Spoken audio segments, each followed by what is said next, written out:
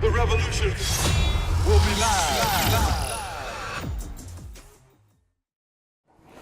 Hey everyone, I hope your weekend evening of Friday is starting off very good. I know I've been gone for a while. I haven't done any Black Lightning reviews for the past 2 weeks. I'm sorry, I've just been tired. Black Lightning comes on at 9. I get off work. I need to go to bed because I need to get up because I need to walk my dog. I need to exercise. Just too much going on in my life. But I promise I'll be back next week starting to review Black Lightning. But we're not talking about Black Lightning today. We're talking about Black Panther. And you guys, as if you know my channel, you know that during my most anticipated 2018 list, Black Panther was my number one. And so I was super happy to start this year off pretty much with my number one pick.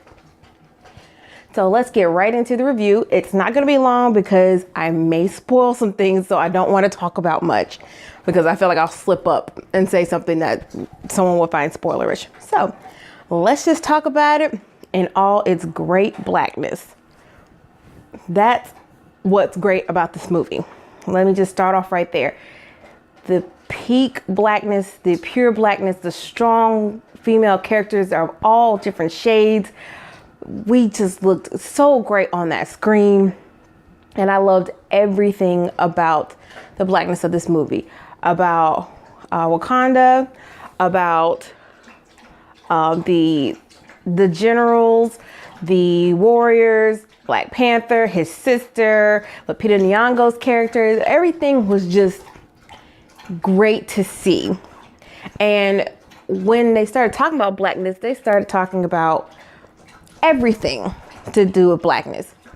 Wakanda is the kind of place where it's just like we protect our own, we keep ourselves hidden, we don't worry about what's going on in the rest of the world, we make sure we're safe and we don't get exploited for what's for our resources pretty much. And the great thing about that is that's the one reason why they're so rich and they keep themselves hidden, because they weren't colonized. And then you have Michael B. Jordan's character who's on the opposite end of the blackness, because he, you should know, he was not born in Wakanda. Now, they hint on a lot of issues with the Black community, with helping each other or just turning a blind eye. And it's a lot to deal with. And it's a big conversation to have. And I'm glad they were having it in this movie. And that's what made me appreciate it a lot more, because it didn't tiptoe around it. Because this was a Disney or Marvel movie, you would think, oh, maybe they just tiptoe around the racism and call it a day, say, we did as much as we could. But no, they didn't tiptoe around it. They went straight through. Now, did they speed past it a little bit? Yes, it wasn't slowed down, but it was still talked about, which was really great. Chadwick Boseman does a great job as Black Panther. The way he acts, he just keeps himself in a regal way, which works because he's T'Challa. He's the king of Wakanda. So he is very regal, very soft-spoken, but very commanding. Michael B. Jordan did great as the villain Killmonger. Now, this is where I want to give the movie its props. I am more of a DC fan than I am a Marvel fan. Mostly because DC's villains are a lot stronger. And when your villains are stronger, the hero can be stronger. And Marvel really didn't have strong villains for me. Like, they're all pretty much forgettable except for Loki. But Loki, I wouldn't even really call a villain. He's more of an anti-hero. Sometimes he's good, sometimes he's bad. Mostly he just cares about himself. He's Deadpool. Deadpool just cares about himself. He'll do good things, but he'll also do bad things. So I would still consider Loki more of an anti-hero. So Marvel really lacks in the villain department. And when I'm not invested in the villain, sometimes I'm not invested in the hero. But I did really, really love this villain. And mostly because he does what good villains do. He shows you his point, and then you're like, you're doing this in a bad way. You're doing this really in an evil way. But I get it. I understand it. And that's really like freaking me out, that I understand your point and I can see why you're acting this way.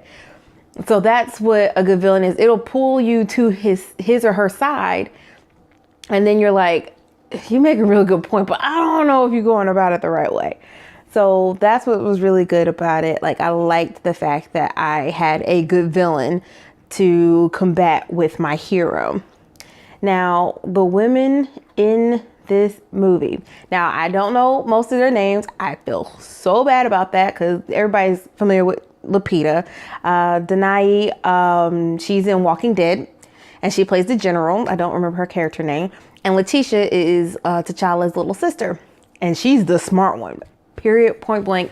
Out of everybody in Wakanda, she is the smart one. And I love that. Like, she was head of science and technology.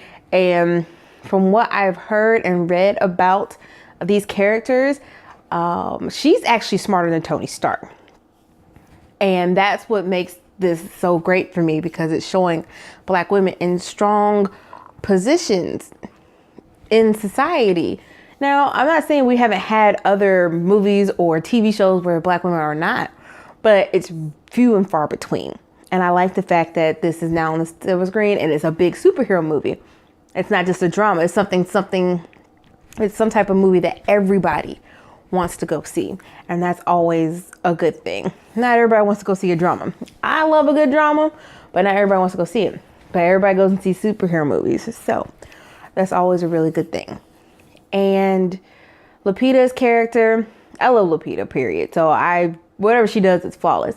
So this is why I am not giving this 5 stars.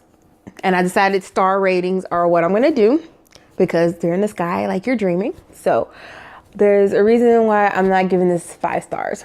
I decided to give this a 3.75 stars. And I will tell you why. The Blackness in it, 5 out of 5. No point in discussing this any further. This is what we like to see on screen. This is what we need to see. This is how it should be.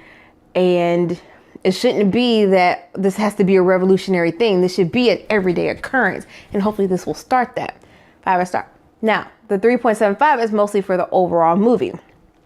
I don't knock the performances because I got an all-star cast. I knew they were going to deliver.